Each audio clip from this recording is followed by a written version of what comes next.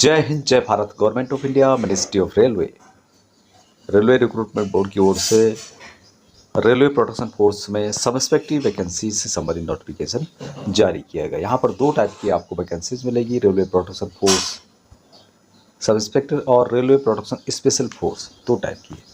अभी ऑनलाइन के माध्यम से इनको अप्लाई कर सकते हैं आप लोग। 15 अप्रैल 2024 से लेकर 14 मई 2024 रात्रि को 12 बजे से पहले तक अप्लाई कर सकते हैं। आपको अपने एप्लीकेशन में कुछ करेक्शन करना है तो 15 मई 2024 से लेकर 24 मई 2024 तक आप कर सकते हैं।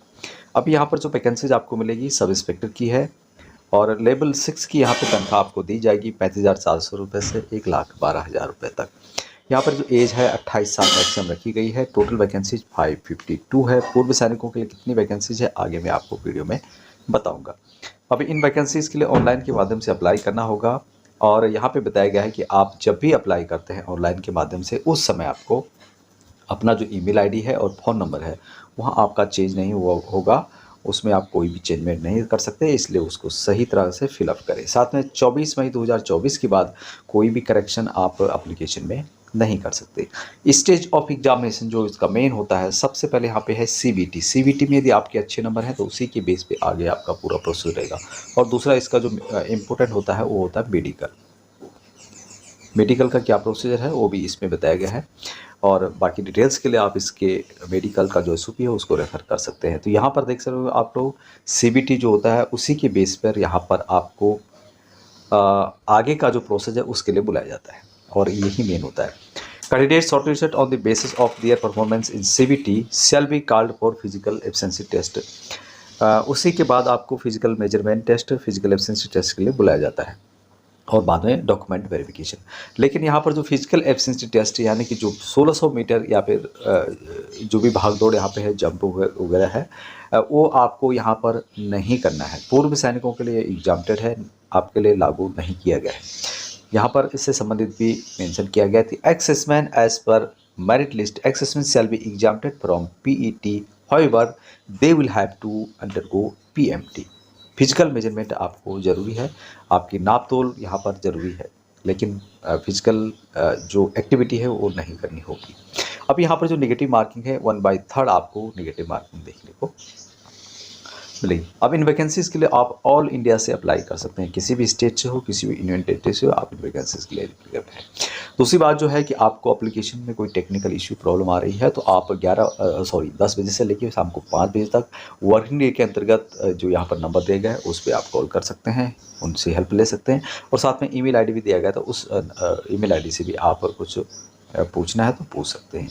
अभी इन वैकेंसीज़ के जैसे मैंने बताया था ऑल इंडिया से अप्लाई कर सकते हैं और एज की जो गणना होगी 1/7/2024 से होगी। मैक्सिमम जो है 28 साल यहाँ पर रखी गई है।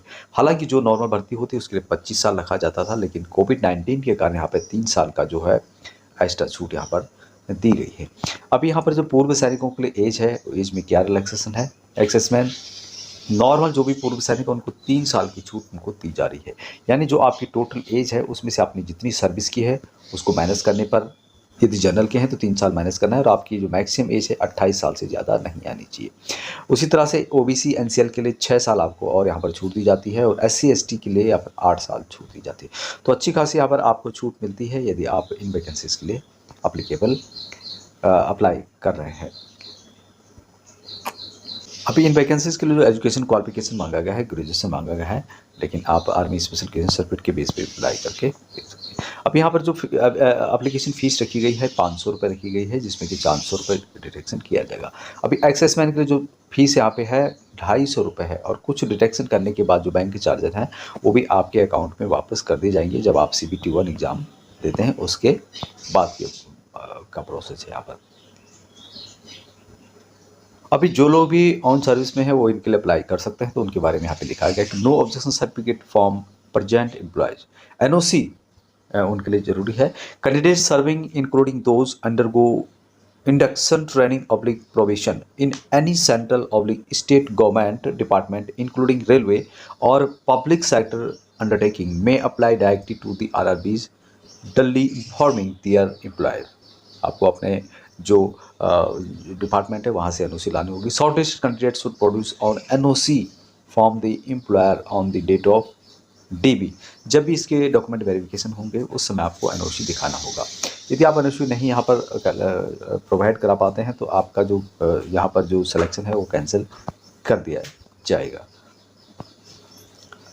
अब यहाँ पे जो प्रोसेस होगा, जैसे मैंने बताया था कि कंप्यूटर बेस्ड एग्जामिनेशन होगा, उसके बाद फिजिकल एफिशिएंसी होगा, फिजिकल मेजरमेंट होगा और उसके बाद डॉक्यूमेंट वेरिफिकेशन होगा। यही इसका जो मेन है यहाँ पर प्रोसेस यही है।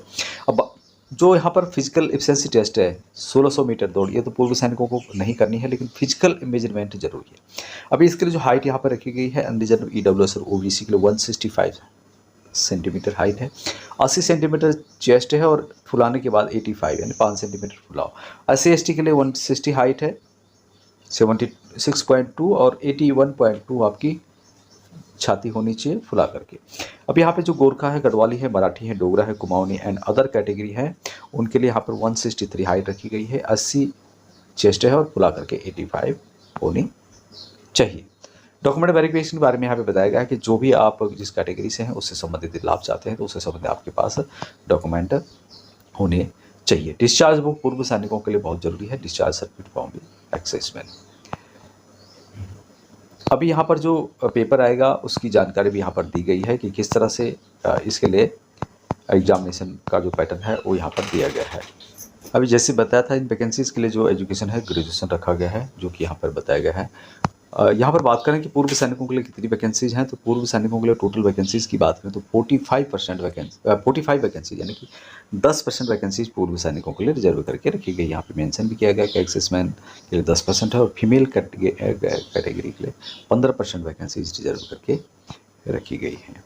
बाकी इसके आप नोटिफिकेशन को पढ़ सकते हैं। यह जो नोटिफिकेशन है आपको हिंदी और अंग्रेजी दोनों भाषाओं में दिया हुआ है, तो इसकी डिटेल्स आप यहाँ पर चेक कर सकते हैं। एक बात और यहाँ पे कि फ्री ट्रेवल फैसिलिटी दी जा रही है, जो कि in case of SC/ST candidate who are eligible for the free train travel, there ई-का letter itself will contain the free travel authority sleeper class railway pass. Such SC/ST candidate will be allowed to book train reservation by submitting a self-attested photocopy of their e-call letter and SC/ST certificate at the ticket booking counter.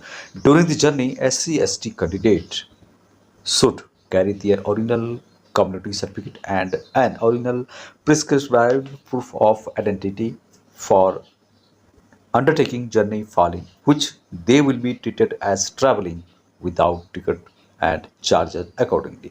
तो उनका उससे संबंधित जो भी SC/ST candidate हैं अपने document आपको ले जाने होंगे, प्रूफ वहाँ पर दिखाना होगा। सेल्फ अटेस्टेड फोटोकॉपी ऑफ ई-कॉल का यहाँ पे आप उसका फ़ायदा उठा सकते हैं। तो यहाँ पर आपको फ्री आप इस भर्ती के लिए आप ट्रैवल कर सकते हैं, उसकी डिटेल्स जानकारी यहाँ पर बताई गई है। लिंक आपको वीडियो के डिस्क्रिप्शन में मिल जाएंगे। अभी तक इतना ही। जय हिंद।